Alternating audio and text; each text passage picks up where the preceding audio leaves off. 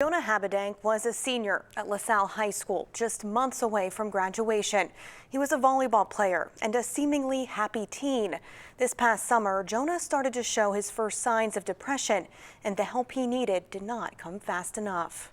What would you say to Jonah right now? I'd say you're loved, and you're not what you think you are. You know, You just didn't see it. he just didn't see it. He was an incredible person. Jonah Habedank seemed to have it all: smarts, a good athlete, and he was kind. He was a leader out on that court, and he had so much confidence out there. Yeah. He had so much energy out there, didn't he? But on the inside, he was struggling with depression. He started confiding in family this past summer, but denied help. And then the Saturday before Halloween, he actually attempted. He took pills. By the grace of God, he woke up the next day. He then got help, medicine, a counselor, and seemingly his joy back. And I said, he seems like a new kid, you know, and he's getting his help, and he's on medication. He just seemed much better. He spent the next month and a half spending quality time with family. We hung out quite a bit. We played video games together. We would go get ice cream together. Jonah died by suicide December 14th. His last journal entry said, "Tell my story," with bullet points explaining his depression symptoms and what he had gone through. What bullet point stands out to each of you the most in that journal entry? For me, what breaks my heart is he said he was hopeless. Yeah.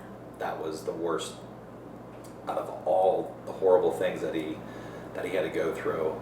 Not having hope. The one that sticks out to me the most is the last part in his letter that he wrote, that he said that he was a quitter, a failure, and a coward. Yeah. Because if he could see it through anyone else's eyes, he would realize that was just not true. To fulfill Jonah's last wishes of sharing his story, his parents decided to post this journal entry on Facebook. It already has thousands of shares.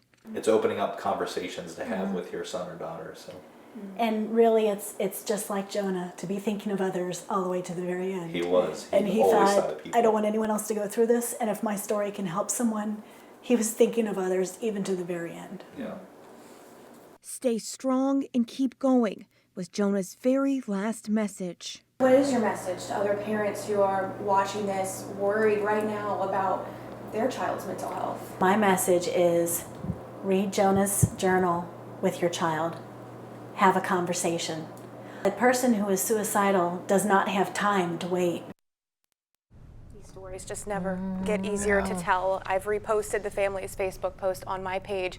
It's Chelsea Sick on Facebook, and you can look at it there. Main message here: look out for those symptoms Jonah lists out. You were just reading it. It's very, very long.